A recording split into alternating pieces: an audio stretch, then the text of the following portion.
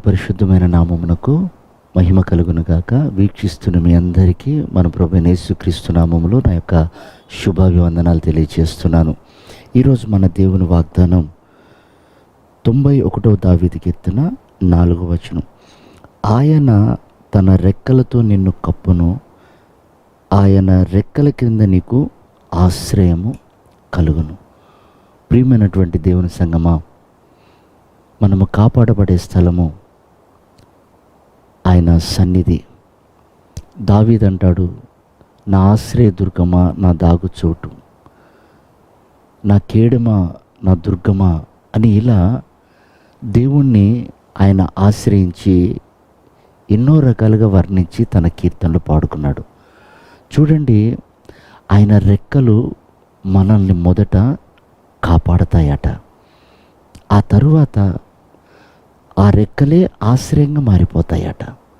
దుష్టుడు కన్నుపడకుండా, ఏ పాపం అంటకుండా మొదట ఆ రెక్కలు కాపాడుతాయి.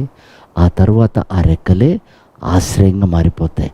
అంటే శాశ్వతంగా ఆ రెక్కల నీడలోనే మనం బ్రతుకుతాం. చూడండి, మనం ప్రారంభంలో రక్షించబడే ముందు దేవుని సన్నిధికి, ఆయన రెక్కలంటే దేవుని సన్నిధి, ఆయన సన్నిధికి మనం వ్యాధితో వస్తాము, అపవిత్రాత్మల చేత పీడింపబడి వస్తాము, లేదా ఆదరణ దొరకాలి అని వస్తాము, లేకపోతే సమాధానం కొరకు వస్తూ ఉంటాం, సమస్య పరిష్కరిస్తాడు ప్రభు అని వస్తూ ఉంటాం.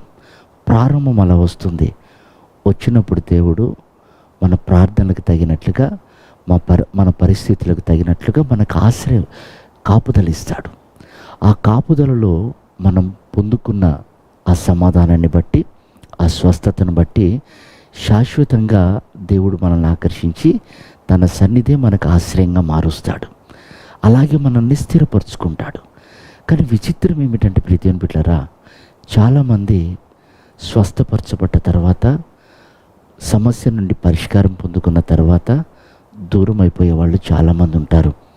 అలా దూరం అవటం వలన ఎన్నో రకాల కష్టాలు, బాధలు వారు అనుభవిస్తున్నారు. దేవుని సన్నిధిలో ఉన్నవారికి సంపూర్ణ సంతోషం ఉంది. దేవుని సన్నిధిలో ఉన్నవారు వర్ధిల్లుతున్నారు. దేవుని సన్నిధిలో ఉన్నవారు సంగీత సునాదాలతో ఆయనను గణపరుస్తూ ఉన్నారు. కానీ మనసును గర్వించిన తర్వాత, ధనం పెరిగిన తర్వాత, ఆత్మీయ గర్వం పెరిగిన తర్వాత, సహవాసములో విలువలు పెరిగిన తర్వాత చాలామంది పడిపోతున్నారండి. అలా పడిపోయి వారి కుటుంబాలు ఎంత నష్టపరుచుకుంటున్నారు. ఒకరికొకరికి సమాధానాలు లేక, ఒకరికొకరికి నెమ్మది లేక ఎన్నో రకాల బాధలకు గురవుతున్నారు. ప్రియదేవుని బిడ్డలారా, ఈ ఉదయకాలం ప్రభు నేర్పిస్తున్న పాఠం, ఆయన రెక్కల కింద నువ్వు కాపాడబడటానికి వచ్చావు. నీకు అది ఆశ్రయంగా మారాలి. నీకు ఆశ్రయం ఇచ్చినటువంటి ఆ రెక్కల క్రింద నువ్వు భద్రపరచబడుతున్నప్పుడు దేవుని మనసులో ఉన్న ఆలోచన ఒకటి, తగిన కాలంలో నిన్ను లేవనెత్తుతాడు. అప్పటి వరకు మనమట భయము కలిగి, విధేయత కలిగి ఉండాలట. అంటే ఆయన రెక్కల కింద సంపూర్ణ ఆశ్రయం ఇచ్చేంత వరకు మనకి ఏం నేర్పిస్తున్నాడు? భయము, విధేయత, మనలో ఉన్న కరుకుతనం తొలగిస్తున్నాడు. దానికి తట్టుకోలేక ఎంతోమంది పారిపోతున్నారు. కనుక ఈ ఉదయకాలం ఆయనను ఆశ్రయించిన వారు అన్నట్టు సిగ్గుపడనక్కర్లేని జీవితం చేయుటకు ఆయన రెక్కలే మనకు ఆశ్రయంగా మార్చబడాలి. ఆయన సన్నిధిని గణపరుద్దాం, ఆయన సన్నిధిని కొనియాడదాం, ఆయన సన్నిధిలోనే మనము ఆయన రాకడ కొరకు కనిపెట్టుకుందాం. అట్టి కృప ప్రభు ఈ ఉదయకాలం ప్రభు మనందరికీ దయచేయను గాక. ఆమేన్.